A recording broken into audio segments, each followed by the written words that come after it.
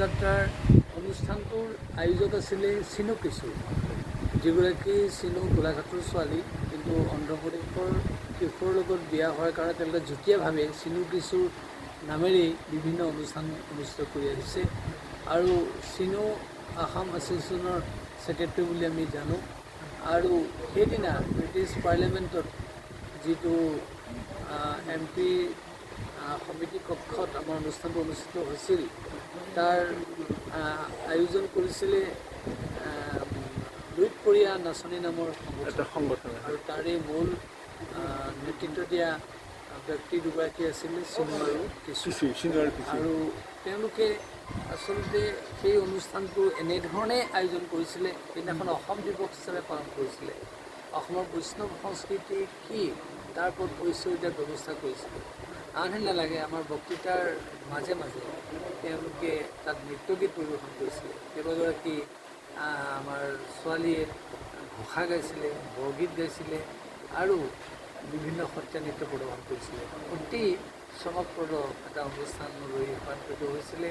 আৰু আমাৰ বক্তৃতাৰ লগত ই যেন এটা সংগতি থকা কাৰ্য হৈছিলে, সেই কথাটো আমি অনুভৱ কৰিছিলোঁ।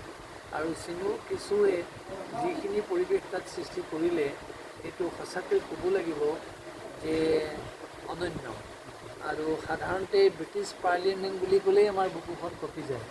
যিটো বিশ্বৰ ভিতৰত আটাইতকৈ যদি শক্তিশালী পাৰ্লিয়ামেণ্ট আছে ব্ৰিটিছ, আৰু যিটো মানে পথ প্ৰদৰ্শক, তাত এটা MPৰ কক্ষত, ব্ৰিটিছ পাৰ্লিয়ামেণ্টৰ এটা কক্ষত এনেকৈ এই অনুষ্ঠানটো পতাটো ইমান সহজ কথা নহয়।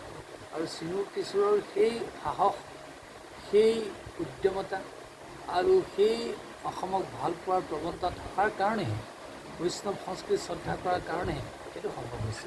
লুইতপৰীয়া নাচনী অনুষ্ঠানৰ যোগেদি আপোনাক হয়, লুইতপৰীয়া নাচনী অনুষ্ঠানৰ যোগেদি যদিও কৰিছে, মূল তাৰ আঁৰৰ ব্যক্তি দুগৰাকী হ'ল চিনু আৰু কিশোৰ। আৰু তেওঁলোকে এইটো সুযোগ নিদিয়া হ'লে আমি এইটো কৰাটো সম্ভৱ নহ'লহেঁতেন। আপোনালোকে শুনি সুখী হ'ব যে আমি তেওঁলোকৰ তলৰ মহলৰ ঘৰটোতেই সেইকেইদিন আমি আছিলোঁ। আমি হোটেলত থকা নাছিলোঁ।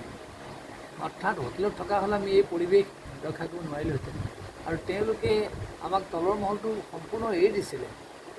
আৰু এৰি দিয়াৰ পিছত তেওঁলোকে আমাক কৈছিলে যে এইকেইদিন আপোনাৰ মতে আপুনি তাত চলিব। তেতিয়া আমাৰ তেওঁলোকৰ কিটচেনটো আমাক দিছিলে, তেওঁলোকৰ TV ৰুমটো আমাক দিছিলে, ডাঙৰ ৰুম, য'ত আমি আসনখন প্ৰতিষ্ঠা কৰি পেলাই তাত অহৰ্নিশে দিনে নিশে তাত সেৱা কৰিছিলোঁ।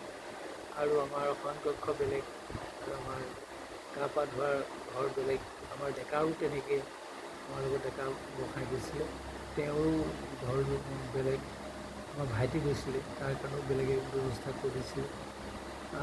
তেতিয়া আমি তেওঁলোকক দেখা পাইছোঁ, তেওঁলোকে কিমান সত্ৰক শ্ৰদ্ধা কৰে, সত্ৰৰ প্ৰতি কিমান তেওঁলোকৰ সেই শ্ৰদ্ধা প্ৰৱণতাটো আছে। পাকঘৰটো এৰি দিয়াৰ পিছত কৈছে, একদিন আমি তাত নোসোমাম, আপোনালোকে যি বনাব আমি তাক প্ৰসাদ স্বৰূপে গ্ৰহণ কৰিম। পিছদিনাখন ৰাতিপুৱা অন্ধ্ৰপ্ৰদেশৰ যিজন কিশোৰ বুলি কৈছোঁ, তেওঁ হিন্দী ভাষাত কথা কয়, তেওঁক সুধিলোঁ आप कहाँ गया है? किशोर बोले नहान करने के लिए बाहर गया है। अब क्यों बाहर नहान करने के लिए गया है? हमें क्यों नहान नहीं कर रहे हैं?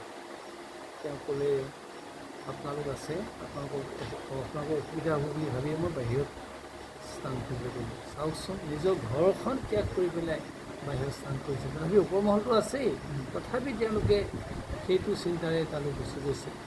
আৰু তাৰপিছত তেওঁলোকেই আমাক 7 দিন গাড়ীয়ে লৈ ফুৰাইছে, মিটিঙলৈ তেওঁলোকে আনিছে। কালি ফ্লাইটত তেওঁলোকে থৈছেহি। তেওঁলোকে ৰাতি 3টা বজাত শুইছেগৈ তেওঁলোকৰ ঘৰত, কিন্তু 3:30 তাৰপৰা ওলাই আহি আমাক আকৌ ফ্লাইটত টিকেট কৰাই মেলি ব্যৱস্থাটো তেওঁলোকে গুচি গৈছে।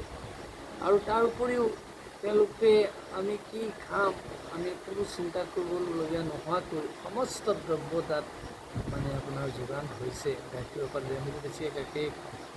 কিন্তু তেতিয়া আমি ভাবিছোঁ যে তেওঁলোকৰ সত্ৰৰ প্ৰতি সেই ভাৱটো নথকা হ'লে, অসমীয়া সংস্কৃতিৰ প্ৰতি সেই শ্ৰদ্ধা নথকা হ'লে সেইটো সম্ভৱ নহয়।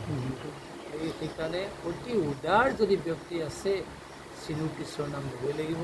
আৰু লণ্ডনত থকা প্ৰতিজন অসমীয়াই উদাৰ, আমি এইটো অস্বীকাৰ নকৰোঁ, কিন্তু এওঁলোকৰ ত্যাগৰ কথা আমি স্বীকাৰ কৰিবই লাগিব।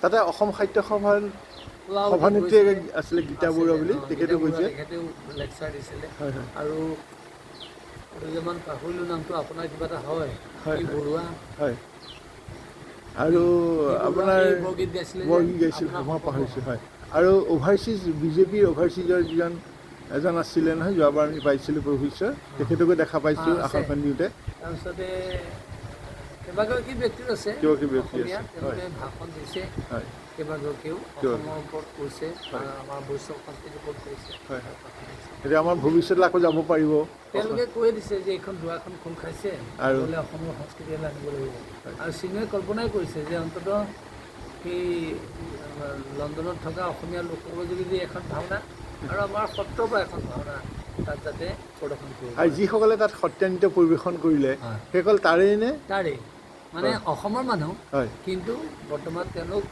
ইংলেণ্ডবাসী হয় তেওঁলোকেই নৃত্য পৰিৱেশন নৃত্য কৰিছে কৰে। সুন্দৰভাৱে কৰিছে আহাৰ্যবিলাকো তেওঁলোকৰে অতি সুন্দৰ ৰেকৰ্ডিং হৈ গ'ল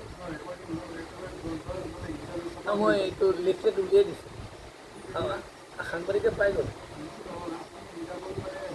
আগলৈ উলিয়াই দিম বাৰু আগলৈ মই এইটো ভাবিছোঁ মনতে এই একেলগে যিটো কথা মোক এতিয়া তেখেতে মোক যিটো কথা সুধি আছে এই গোটেই অভিজ্ঞতা সম্বল যে আকৌ মই সৰু পুস্তিকাখন লিখিম হয় হয় সেইখন খুব তাতে ভাল মোৰ হ'ব ভাষণটো দি দিম আৰু তাতে মই এটা ইংলিছ কবিতাও অনুবাদ কৰি পেলাই গালো নহয় তেওঁলোকৰ সন্মুখত হয় হয় সেইটোও দি দিম